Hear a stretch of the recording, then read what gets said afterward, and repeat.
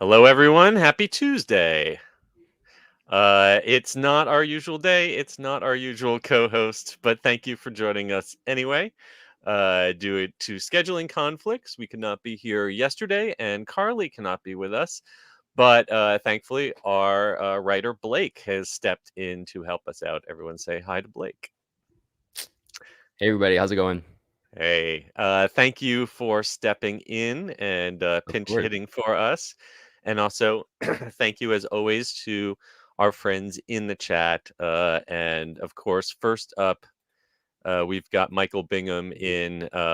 Very excited to see you, Michael. Hope you and your mom made it through the storm okay. We've also got Blossom and Michelangelo calling in from Derico's Corner. Welcome as always. We've already got about 50 people watching. So unless anyone else has something they want to say, I think that we can go ahead and kick this thing off, shall we? What do you say? Let's do it. All right, in three, two. Please lower your head and watch your step while boarding. Welcome to the Attractions Podcast. You are all clear for dispatch. Have fun. Hello, everyone, and welcome to the Attractions Podcast, sponsored by MEI and MEI-Travel. I'm Seth.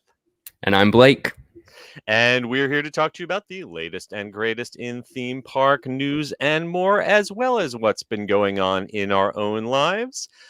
Blake, thank you for stepping in and substituting for Carly, who's not Of course. available this week. Appreciate it.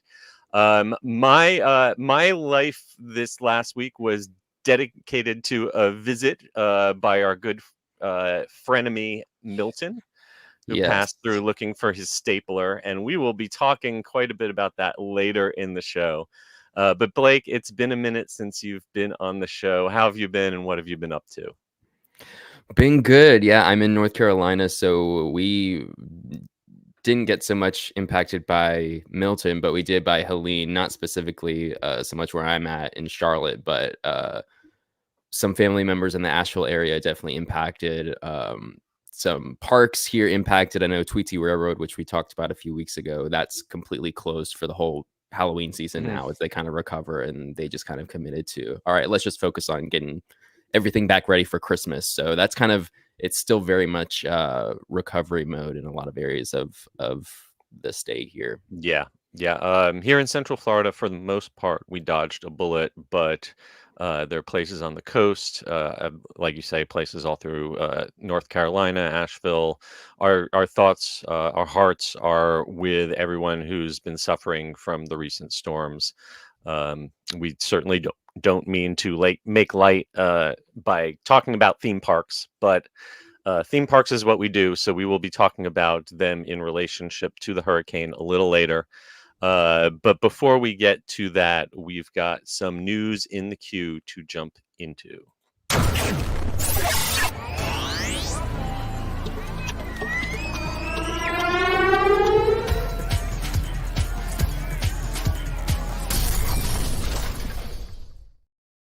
Well, to start out, after quite a stressful week, I know I needed some good news, and Disneyland Resort gave me some great news. Paint the Night, one of my favorite parades that resort has ever done, is coming back after a 6-year absence. We don't know exactly when we'll be able to do this again, but odds are good that this is going to be something tied to the 70th anniversary of Disneyland coming up next year. And I, for one, am really excited. Are you a Paint the Night fan? Yes, I've only seen this parade once in 2018 when it was over at California Adventure during its engagement there at the time. So we're also not sure if it's coming to Disneyland or California Adventure. It could be either, I suppose. But yeah, I remember that whole trip. I knew the hype. I had seen all the hype online, on social media, on YouTube, all this stuff. And I knew, like, okay, I just need to prepare my mind because I'm about to see Paint the Night. It's going to be amazing. And it was. And I'm so glad that I got to see it before it went away for quite a long time. If you were not lucky enough to see this parade in person, we do have some great videos of it on our YouTube channel. Go and check them out. this was kind of like the next generation of the old electrical light parade. It was their first parade using all LEDs. And it started out in Hong Kong, and then they brought it to the Disneyland Resort. It ran in Disneyland Park, and then moved over for a bit to DCA. And we're not sure which park, as you said, it's coming back to, but I am very excited. I will plan a trip out to see this. The only Disney parade that I think that of course, my memories of SpectroMagic are, but what SpectroMagic actually was by the time it closed, maybe not so much. But other than that, the only parade that tops this in Disney's repertoire for me is the Dreamlights version of the Electrical Light Parade that they do out in Tokyo Disney. That is the number one, S tier parade for me. But this one, Paint the Night, is an A++, and it's got one of the catchiest theme songs that will stick in your head forever and ever and ever. So can't wait. Did you happen to be here on the opening night when this was like, wasn't it like the infamous like 24-hour day and it was just jam-packed? They like tried to do way too much at one time. Were you there that night? Fortunately, I was not. No, Okay. I did not have that experience. I don't think they'll attempt that again. No. But if you're on the East Coast and you're thinking be fair to Florida, we are getting a new nighttime parade at the Magic Kingdom. It's coming in summer of 2025. That one's called Disney Starlight, and it's going to feature Peter Pan and Pinocchio and Encanto, among others. So looking forward to nighttime parades. I love nighttime parades. It gives you a reason to go to the parks after work if you're a local. And it also does something even better. It pulls people away from the ride queues. Yes. So if I've seen the parade before, I can go and hit some rides with shorter waits while everyone else is watching the parade. So Absolutely. win-win. My favorite Disney hack back when they used to do the electrical parade at Magic Kingdom was for some reason, well, they had 2 shows nightly, but then the second showing, they would always start it at the park closing time, and it would start on Main Street. So by the time it got to like Frontierland, it's like 30 minutes past park closing. There's nobody back there. You pretty much had a private parade viewing to yourself. So super cool when they used to do that. I wish they would do that again. Next up, Epic Universe is moving along very rapidly. In fact, there's an article in the Wall Street Journal just today as we are recording this that says that unnamed sources are predicting a Memorial Day opening for the new park, and tickets might be going on sale as soon as the end of October. In the meantime, you wrote a really great article analyzing the design of Isle of Berk in terms of theme park kinetics. It's a really great article. I encourage everyone to go to attractionsmagazine.com and read it. Of course, we've got tons of great photos from our good friend BioReconstruct flying high in the sky, keeping an eye on progress for it. But I would love for you to talk a little bit about first, what for people who don't know these kind of terms, what exactly do we mean when we talk about kinetics and in theme parks, and why do you think from seeing these construction photos that Isle of Berk is going to be an especially good example of its use? Yeah, well, thank you for the kind words, first of all. I'm glad you enjoyed this story. Right. And yeah, Isle of Berk, from what we've seen so far, it seems like it will be a very effective, efficient, prime example of this term called kinetics. So kinetics in terms of theme parks refers to things that are moving, things that might be in your periphery, or things that you might be experiencing that somebody else in pedestrian areas can see as they're walking around.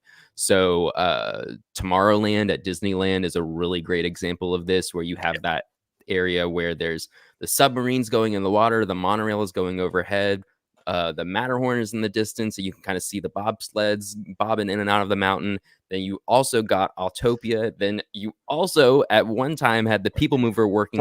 If only we had a People Mover and had the Astro Jets back up on the upper level. And the Skyway the big and all that static stuff. Yep. But yeah, and Magic Kingdom, Rivers of America, all of that area is another good Mhm. example of this, at least for the time being before it closes. But just movement that makes a park area Mhm. feel alive. It's not really, you might not walk through these areas and say, like, oh, yeah, there's a lot of movement going on here, but you would feel it if it wasn't there. And that all kind of contributes to this idea of theme park theory, is what we might call it in like an academic sense, Mhm. meaning that theme parks can be places, or can be interpreted as places that are more than just amusement, that actually have something to say from an artistic perspective. Yeah, it's a great way of understanding why certain theme park areas, even though they're incredibly well detailed and richly themed, I'm thinking Star Wars Galaxy's Edge, just don't feel complete because they're static. It's the our we're kind of like T-Rexes, where our visual system is designed to pay attention to motion, and when there's constant motion, we get excited. It releases adrenaline and endorphins, and I think that's really key to making a theme park feel alive and not just a static sculpture. So talk a little bit about how the various attractions that we can see going in with these aerial photography. The main rides that we've been talking about in Isle of Berk are there's a fire drill boat ride. There's the Hiccup Wing Gliders, which is the family-friendly roller coaster that goes through the area. And there is also I'm totally spacing on the name of the Spin and Puke that I'm probably never going to get on because it's Dragon Racers Rally. Dragon Racers. Yeah, that is the flat ride that will leave you flat because you can flip over a million times on that one. So just I don't want to make you repeat your entire article, but just talk a little bit about how these details, some of them contribute to this theory of kinetics. Yeah, so with the roller coaster in particular, weaves around the entire Isle of Berk area in a Mhm. way that it's not like, okay, over here is the roller coaster, and over here is this ride, and over here is this ride. Everything really weaves in and out of each other's architectural design. So you have that lagoon when you first walk in, when you first step through the portal into Isle of Berk, you're going to be greeted by this big lagoon, and that water directly flows into the area that's going to be used for the fire drill boat ride. And then right Hmm. above the fire drill boat ride path, you're going to have the platform for the Spitfire Grill seating area, which is an outdoor quick service restaurant. And then around that, you're going to have the roller coaster weaving in and out of all of this. In addition to, they've promised like over 36 dragon figures, some of which will be static, some of which will be robotic in some form or mechanical.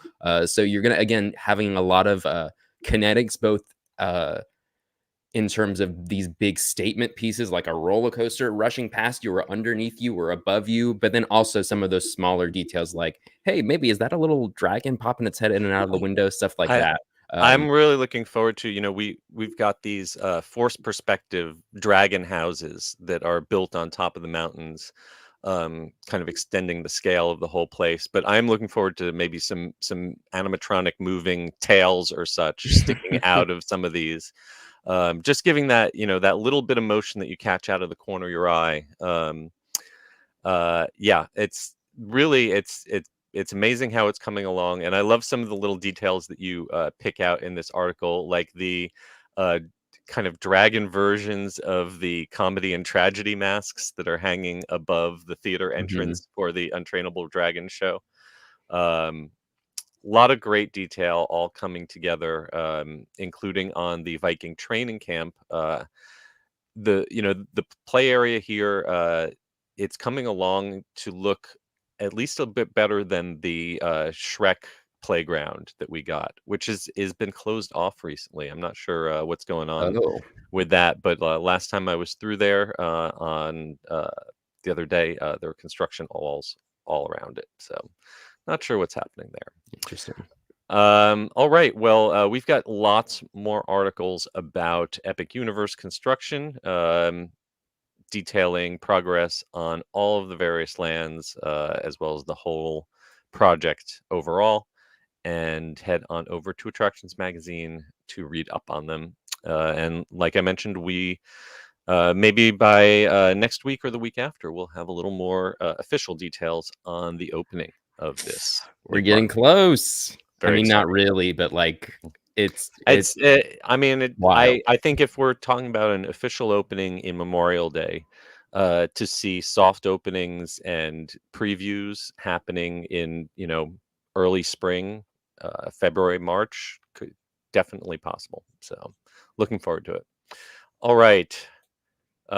Next up, on the other side of the earth, a Paramount theme park is coming to South Korea in 2029 as part of theme park and resort called Star Bay City, and potential IPs that might be possible for this include Nickelodeon and Star Trek.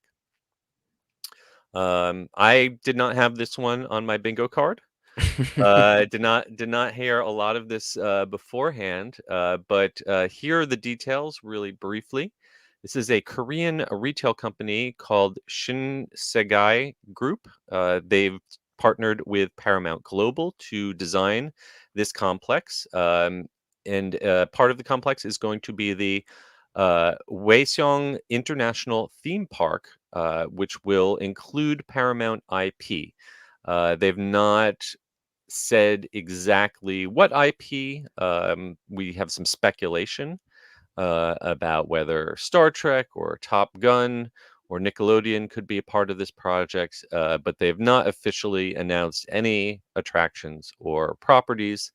What they have announced, or at least released, shared by the Korean Economic Daily Global Edition, is that this entire resort is going to cost about $3.39 billion, just over $1 billion of that going into the theme park itself. It's not going to be a huge park, though. The whole project is just over 1,000 acres, and the theme park itself will be about just under 300 acres.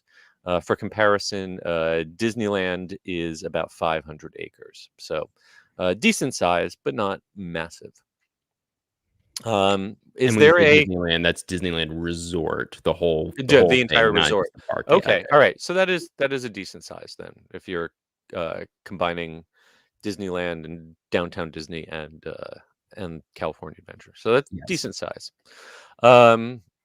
Is there a Paramount associated IP that you would travel to South Korea for? Well, it's hard to say because I used to have Paramount IP in my backyard. That's true. You used to Paramount used to operate Carowinds. Yes, They yes. used to have quite a few parks. Mhm. I remember when they ran King's Dominion Yep. down in Virginia. And yeah, back in the days of the Borg Assimilator and the Yep. Top Gun roller coaster. Mhm. I miss that backlot coaster back when it was the Italian Job and it had actual effects working on it. So But yeah, it seems like this is kind of like a Tokyo Disney situation in terms of like a company local to that area financing this and hiring an American movie studio corporate company to design it, in yeah, terms of the Paramount relationship with the company that's actually going to be owning and operating the theme park. yeah. This is very much they are licensing the intellectual property, but Paramount does not. It does not look like they're going to have an ownership or operating stake in it. If if the idea of a Star Trek theme park attraction would make you want to go to South Korea, you might also want to plan a trip to Turkey. We don't have an article ourselves on this, but this popped up in my feed a couple weeks ago. There's a Turkish theme park that is under development in Antalya called Land of Legends, and they're going to have a hotel and attraction, or hotel rooms and attraction built around Star Trek Prodigy. coming to their Nickelodeon land. Star Trek Prodigy is the computer animated Nickelodeon Star Trek series for kids, but it's got Captain Janeway on it. So very interesting. Lots of Star Trek happening, and we've of course talked about the Star Trek that will be part of the Universal Fan Nights coming to Universal Studios Hollywood next spring. Yes. Before we wrap up the news in the queue, I wanted to do a couple more updates on some things we've talked about recently on the show. We talked about recently new Thanksgiving Day parade, Macy's parade balloons that are coming to New York for 2024. And in addition to the Dora the Explorer and Paw Patrol and Spider-Man that we talked about in the past, they recently announced that Disney Cruise Line will have a new cruise, a new float called Magic Meets the Sea. And that will be celebrating December's launch of the Disney Treasure. In addition, like I mentioned, those Universal Fan Fest nights coming in 2025, in addition to Star Trek and Harry Potter and Back to the Future, they just announced that they will be including Super Nintendo World in the event. And it looks like there will be a Yoshi Easter egg hunt that will be part of the celebration. All right, so for our last piece of news in the queue, just yesterday, Walt Disney World released a calendar of future attraction closures, and we know now when the axe will be falling on the remnants of Chester and Hester's Dino-Rama over in Animal Kingdom. Get in your last visits to that gift shop now. While you can. Here, we're going to run through some of these refurbishment and closure announcements, starting with the Jungle Cruise at Magic Kingdom. It's closed as we're recording this, but it's going to open maybe by the time you listen to this on open October 16th. But then it will close overnight on November 1st and return as the Jingle Cruise on November 2nd. And that will stick around through the holiday season. The next one up is the big one that I have been dreading and anticipating for a long time. Okay. So we don't have an exact closure date yet for Tom Sawyer Island or the Rivers of America, which we know are going away eventually. Correct. But we do have a closure date for Big Thunder Mountain Railroad, and it's a big one. Temporary closure. Temporary. Yes, but this temporary closure is kind of stretching the definition of temporary. Right. Well, those other ones aren't coming back, though. I just correct. wanted to Correct. This is this is temporary. But the Big Thunder Mountain, as we know it, this might be a Ship of Theseus type situation. Like how much of a roller coaster can you replace for it to still be the same roller coaster? Oh, wow. This will be shutting down. The final day to ride this will be January 5th of 2025, getting through the holiday season. But then starting on January 6th, it will be closed all the way through sometime in 2026. A minimum of a full year, and we don't know when in 2026. It could be spring, summer, we don't know. So a minimum of a full year, maybe up to almost 2 years without Big Thunder Mountain Railroad. My first advice is, if you have a kidney stone or feel like you have one coming on, go ride this ride now. Literally, research has been done, published medical journal research on Big Thunder Mountain specifically because it is such a rough and bumpy ride. Really? Is perfect for making kidney stones pass. They actually took artificial kidneys on the ride and tested it and proved, like, it works better than a lot of medical treatment. It works better than any other roller coaster they could find. More than the Matterhorn. I don't know if they tried it on the Matterhorn. They tried it Okay. on all the other roller coasters at Disney World. Got you. Okay. Because it was an East Coast-based physician. Okay. But that is because of the extreme vibrations that this ride has developed over its lifetime, which is, this track is older than most of the people who are riding the ride now. So the rumor is that they may do a complete track replacement on this, much like they did at Disneyland about a decade ago. And if Okay. you've ever ridden the Disneyland and Disney World versions back to back, it's like night and day. Disneyland, they're a very similar ride path, even though that they're mirrored. So when you turn left on one, you're turning right on the other. But very, very similar ride path. But Disneyland is smooth as butter. I can ride that over and over again. Big Thunder Mountain for me is a one and done. It's a fun one and done, but my spine is not happy if I do that back to back. So we may also see new special effects, but if they tear out the entire track and rebuild the entire track, if they did that something similar to the Hulk over at Islands of Adventure a while back. Is it the same ride? We can discuss that in the comments. I feel like that has to stick. I feel like I need Yeah. to call it the Ship of Theseus. Yeah. Thunder Mountain from now on. One attraction that will also be closing in January, but not coming back, is Dinoland USA's Chester and Hester's Dino-Rama. It's not the entire Dinoland. Basically, the left half of Dinoland is going to close, including the Triceratops spin ride, the midway activities, and what I think is really a unappreciated gem of the park, which is the Chester and Hester's Dinosaurs Treasure Store. All of the knickknacks, the details, the kitschy decor in there is just chef's kiss.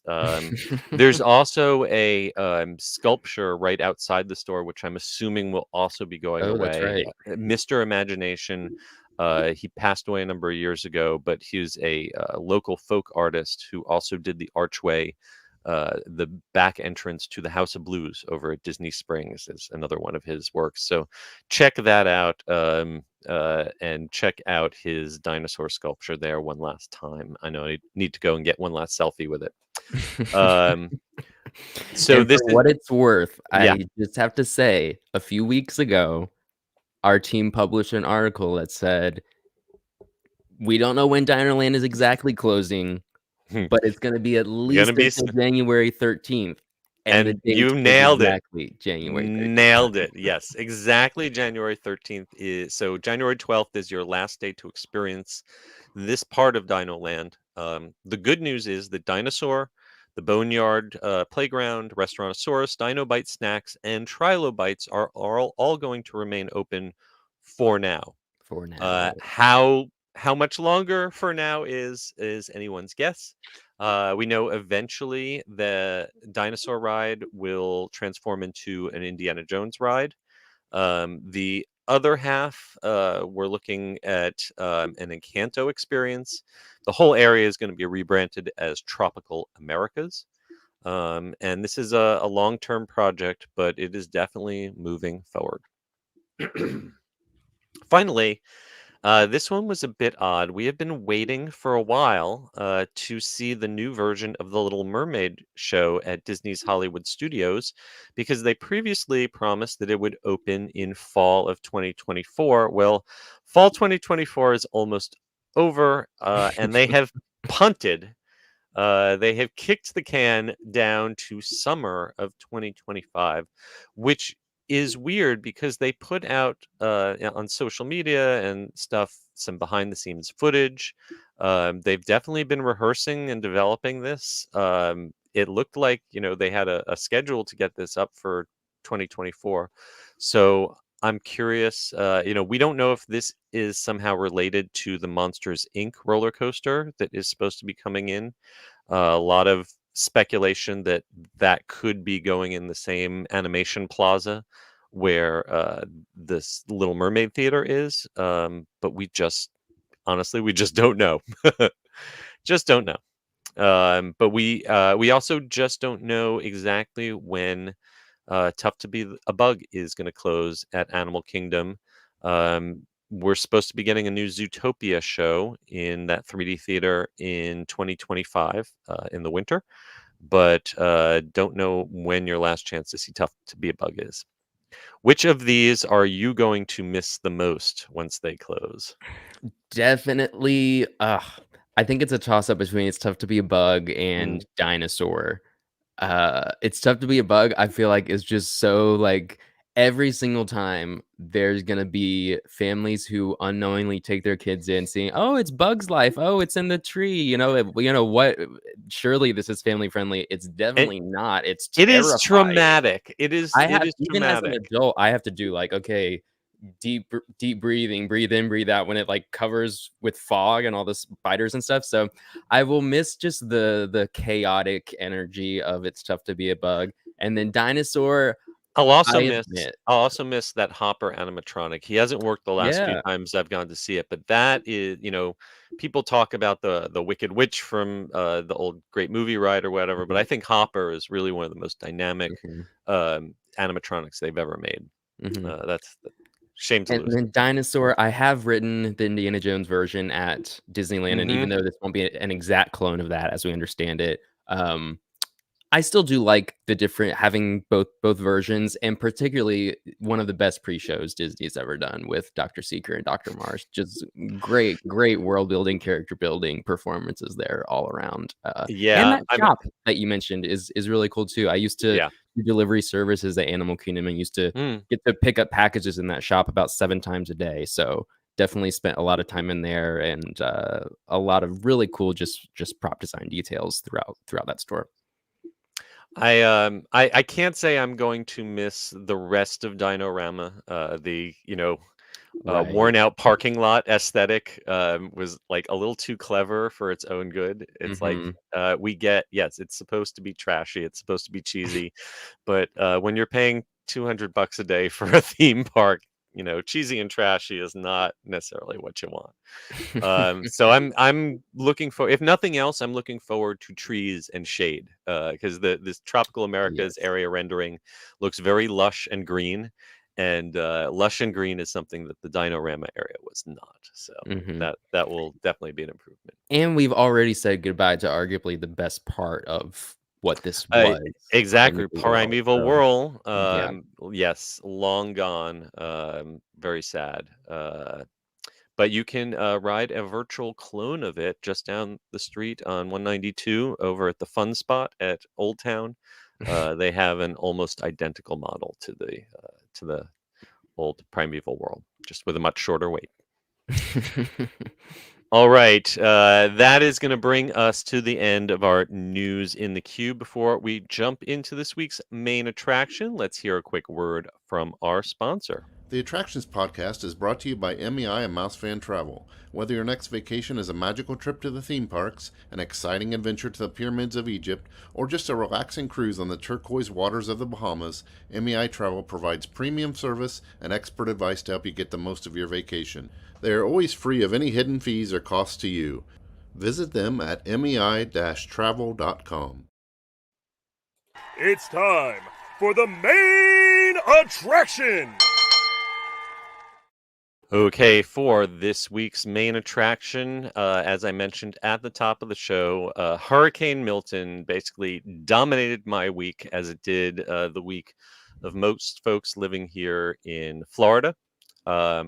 Fortunately, there was not the widespread serious damage throughout the attractions area like we had feared. But a lot of folks still, don't have power, maybe don't have water, maybe lost the roof on their house. So even though thankfully there was not a high death toll, a lot of destruction, a lot of distress. And so obviously theme parks are maybe the least important part of that, but that's what we do. So we're going to run down a little bit about how Hurricane Milton impacted the theme parks and the attractions industry here in Central Florida. And I'm going to share a little bit of my own personal experience living here and going to the theme parks the day afterwards. We're going to start out just to recap that we had a official state of emergency declared for 35 Florida counties back on October 5th. And by the 6th, an additional 15 counties were added to that declaration. Basically, the whole state. A lot. I want to give a shout out to a lot of hotels and other organizations that stepped up to provide discounted housing for people who had to evacuate. If you don't live here in Florida and you heard the news, and you have family that lives in Central Florida, you might have been like, "Are you evacuating? I heard they're evacuating Florida." We can't evacuate the whole state of Florida. We don't do that. We evacuate areas along the coast. So there are people in Sarasota and Siesta Key and Tampa who had to get out, had to get inland. Here in Orlando, there's not a lot of great places to evacuate to. But we do make room here in Florida for people who are evacuating from more vulnerable places. And like I said, I want to give a shout out to Rosen Hotels and Resorts. They almost always do these Florida resident distress rates. They accept pets too. I know that's a big concern for a lot of people. So starting out, most people get to Orlando through Orlando International Airport, and MCO had to halt their commercial passenger and private flights starting on Wednesday, October 9th. They reopened later in the day on Friday, October 11th. They actually, though, still don't have their pipeline for fuel. There's a pipeline dedicated to the airport that was interrupted by Helene and then interrupted again by this storm. And last I checked last night, still working on having to truck jet fuel into the airport, but they still had enough on hand to keep flights going. Tampa Airport also, of course, had to shut down. They shut down back on Tuesday the 8th, but they also got back up on Friday the 11th. Busch Gardens, Tampa Bay, because Tampa, pretty much took an almost direct hit. They were closed the longest of the local theme parks. They shut down on Tuesday the 8th, and they didn't reopen until Sunday the 13th. They had to cancel their Hallow Screams on the 10th through the 12th, but they did bring back Hollow Scream on the 13th. The water park was also closed all weekend, and it doesn't look like that water park will reopen before Saturday the 19th. Fun Spot, they closed for Wednesday, and God bless them, Fun Spot. They were back open by 3 p.m. They said, "Come on in, y'all." Like I don't know. I think Osceola lifted the curfew, and like an hour later, they're like, "We're open for business." These Fun Spot, bless their hearts. I mean, they didn't let COVID slow them down. They didn't let nothing slow them down. So more power to you, I guess. Kennedy Space Center, a lot of the tornado damage that we saw spun off from this hurricane was actually on the East Coast, not the West Coast. So the visitor complex, Kennedy Space Center, closed from 3 p.m. on Wednesday, and they weren't able to reopen until Saturday the 12th, but they are back open. Legoland, Lakeland also took a hard hit. So the Legoland Park was closed on Wednesday and Thursday, but they got back open on Friday. The Peppa Pig Park reopened on Saturday. And then here in Orlando, SeaWorld closed their parks on Wednesday and Thursday, but we're back open on Friday. Hallow Scream reopened on Saturday. Universal, they had to close on Wednesday and Thursday, had to cancel a couple nights of Halloween Horror Nights, but they were back fully open on Friday. I roped dropped, and I'll talk a little bit about that in a second. Walt Disney World as well. They shut down on Wednesday and Thursday. They also closed the Copper Creek cabins and a lot of the Fort Wilderness campground because they're just vulnerable with those trees. But they were pretty much back open for business on October 11th.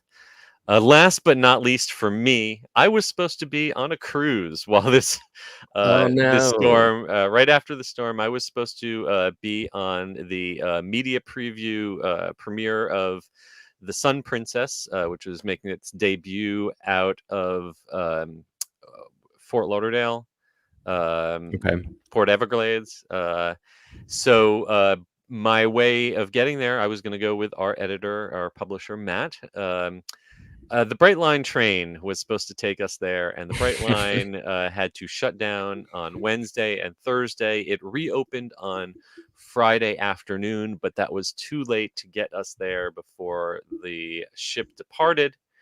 So hopefully I will be able to catch up with the Sun Princess sometime in the future. But like everything else now, Brightline is back in operation. And you know what you can do this weekend, Seth, if you want Yes. to. I know this is right up your alley. You can Yes. ride the Brightline train to the Taylor Swift concert on a themed experience. That's Yeah, they all do about that for big football games, for big concerts. I think it's brilliant that they, because first of all, it gets people off the road, and Right. it's actually the Brightline station. If you're going to a big show in Miami, it's actually pretty convenient to the train station. I take it all the time to go down to visit family in Aventura, and I'm a big fan of it. But yeah, this time, I'm glad that they took the time to make sure it was safe and that there were not any downed trees on the tracks because that would probably put a crimp in your trip. But sorry I had to miss out on that cruise. So if you have never been in Orlando or been in Central Florida through a hurricane, I gotta tell you, it's no joke. Even though Milton, we were spared the worst. It could have been way more destructive here. It's still not a lot of fun. It is. I would say that the anxiety leading up to the hurricane is almost worse than the hurricane itself. If you've been through a bunch of them, you try not to go too crazy buying bottled water. Uh, and no one hardly ever uses up all the bottled water they buy. You don't need to hoard toilet paper like this, folks. It can get stressful. I know I went out hunting for D batteries way too late, and that was very unproductive. But a lot of ways, the worst part is just the anticipation. It's the hunkering down and sitting and waiting for the storm to hit and refreshing your phone for the weather map. Um, we were very lucky that we had no major damage to our house and we only lost power for about 12 hours. So we didn't even have to throw out everything in the freezer. But like I said, I do have some friends who are still without power. I know people in the Tampa area who had to throw out a whole lot of furniture. It's rough. And I know the first thing people aren't thinking about are theme parks and how did they do. But since it's my job, and since myself and my family were okay, and we finished helping our neighbors clean up, I went and, as I said, I rope dropped Universal on Friday morning, and then I spent the afternoon at Disney. I went to both Universal Studios and Islands of Adventure, and then I went to Epcot and Hollywood Studios. And I will say I was I'm not shocked because I was employee of Universal back in the 90s. We had hurricanes then, though they were not. I don't feel like they were as strong in the 90s. Um, they've always had great plans, great procedures, and employees who work on the ride out crews, who camp out and make sure that the recovery starts as soon as possible. I knew that they would do a great job, but it's still always amazing to see how everything you wouldn't have known there was a hurricane the day before. um, at Universal, they did have delayed openings for some attractions: Hagrid's, Velocicoaster, Hollywood Rip Ride Rocket, and Hulk, the big outdoor roller coasters. They all had delayed openings, presumably because you got to check all the tracks. You've got to do the maintenance that you weren't able to do the day before. But before noon, everything was up and running. And it was actually a quite pleasant day, a quite pleasant morning in the park. Um, Definitely a quiet day in the park. Folks who are annual pass holders know that there's the slowest days you'll ever find in a theme park are the day before a hurricane and the day after a hurricane. But by the time I got over to Disney in the afternoon, not busy, but starting to pick up.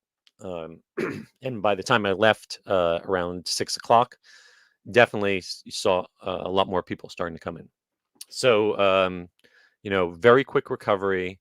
At Disney, I did not. I did notice taking the Skyliner from Epcot to Hollywood Studios. You could see in some of those forested wilderness preserve areas that you fly over, you see down trees, and see some debris along the side of roads. But inside the theme parks themselves, like I said, you would never know that a hurricane had come through the day before. Have you ever been down here at the parks during a big storm? Yes, I have twice, and I'm glad that you're safe, that your family's all okay, and Thank that you. there was minimal damage to everything. But yes, so I have been twice during a storm. Once as a Mm, kid, I believe it was Hurricane Jean, like mm, 2004-ish. Our vacation happened to align when that was happening, and so the parks were closed for, I think, one day. We had characters in the lobby, and it was like, kind yeah. of slumber party vibes, and then during Hurricane Matthew, that was during my college program, so I was working at Animal Kingdom at the Mm, time, and part of the whole crew of, like, I didn't stay in the park during the storm, but we did have very rigorous preparations before and then the recovery after of, all right, park opens at whatever it was, 8 a.m., 9 a.m., all hands on deck around 5:30, 6 a.m. mhm. to sweep everything away and get this Yep. next show ready. And It's somehow we did it. it's an amazing amount of labor that goes into just even if nothing's seriously broken, just the amount of Right. leaves and little tree limbs and stuff. I know just sweeping my little section of sidewalk in front of my house, for me and my wife cleaning up, even though nothing really got damaged, just straighten everything up took hours, and I can't imagine doing a whole theme park. So kudos to the employees, and also kudos to those employees who entertain, like you said, the guests in the hotels. Universal, Disney, they all do a great job of, because little kids who are down on a vacation, they don't understand. They just know that they're trapped in a hotel and that Mhm. there's a scary storm outside. It's like, so yeah, a lot of, I see a lot of complaints on social media. Why don't they just close everything and let all the employees stay at home? It's because there are guests here, whether we like it or not. There are tourists that have to be, we're a hospitality city, and we have to be hospitable to guests, especially when they're here during a natural disaster. And so taking care of them is part of the gig. And so kudos to all of the employees who make that happen. Mhm. For sure. All right, so that is just about going to bring us to the end. Before we wrap things up, we've got a number of comments. Wow, we've got a ton of comments. We're not going to be able to read every single one of them. So we're going to say hi to a few folks. Hello to Sonia. Hello to Michael McKay. Um, Good morning to Jeremy. And hi there to Troy in Maine. Happy Tuesday to all of you. I know Michael Bingham is definitely excited about the Paint the Night parade, saying it's the best parade at Disneyland besides the Lion King celebration from the 90s. Michael, if you missed the Lion King celebration from the 90s, just go to the Festival of the Lion King show. That's Those right. floats live on in that show at Animal Kingdom. And I saw Michael said he was at the opening, the crazy opening night that we talked about. There you go. Yes, that 24-hour event, it was a mess. Yeah, Disney over the years has had some unfortunate occurrences with grand openings of parades. We won't talk about light magic. We don't talk about light magic. It's like Oh, I forgot about that. Okay, I never got to see that. I've just, Brian Sager's checking in. He wasn't with us earlier because he's busy on the treadmill getting into the workout grind. Sorry that that you had to do a staycation because your trip to Orlando was canceled because of the hurricane. But honestly, you're better off being at home instead of being trapped here. So looking through some of these other comments. Brian says that there is going to be an Epic Universe panel at New York City Comic Con at the Big Apple this weekend. Yes, and rumors are if they don't announce the opening date and the tickets there, then they will be very shortly after. So yeah, keep an eye on that panel for sure. That is happening Saturday night at 6:30. Yes, I'm very excited to see that. Wow. Jeremy wanted to know what about Warner Brothers coming to Las Vegas. Yes, that also dropped. And I don't know if we have a full article up on our website about it yet. I suspect we do. Okay, so it just didn't make it into our script for this week. I suspect we might talk about it next week. But yes, Warner Brothers is talking about building an actual movie production studio and studio tour experience in Las Vegas. They're partnering with the University of Las Vegas. There's a lot of production that goes on in Nevada. They've got better tax breaks than we do have here in Florida, which makes a big difference. They're trying to become more of a movie making destination, and don't know exactly what IPs they would be able to use in an attraction there. They've already previously announced a permanent Friends attraction that is coming. So we'll have to see what IPs are there. I'd be shocked if they're able to use Harry Potter, but we'll see. We'll see what happens. Brian also had a bit of tidbit about that Big Thunder Mountain overhaul. Supposedly was supposed to happen way back in 2016. Hopefully now that it's finally happening, it will get some of the effects that Anaheim has had. All right. Well, thank you all for this was I'll give Brian the last word for this. I did see this. I always take financial analysts with a grain of salt, but Goldman Sachs predicted that Disney lost between $150 million and $250 million just due to the hurricane.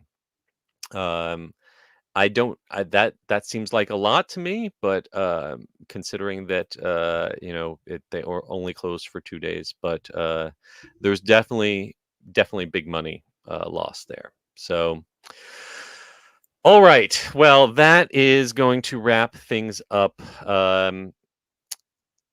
Before we go, I want to, of course, thank our sponsors, MEI and MEI-Travel. I want to remind everyone, please give us a rating, review on Apple Podcasts, on Spotify, or like and subscribe here on YouTube. And be sure to follow us at attractionsmagazine.com, searching for Attractions Magazine on your favorite social media accounts. Blake, where can folks keep up with you? They can just head over to attractionsmagazine.com. I am the managing editor of our website content over there, and we have a lot of really cool stuff coming up this week, including some more Epic Universe things that I'm wrapping up that'll be published all Ooh. throughout the rest of this week. So, Can you give us a tiny little tease about? It's a secret. You're just gonna it's a have to go online. secret. All right. Can't wait. It'll be news to me too. All right. Well, you can find me on socials at Eskaburski and at The Unofficial Guides, and you can pick up copies of my books at theunofficialguides.com. And until next week, we hope you folks stay safe, try something new, but most importantly, have fun. We will see you again next time.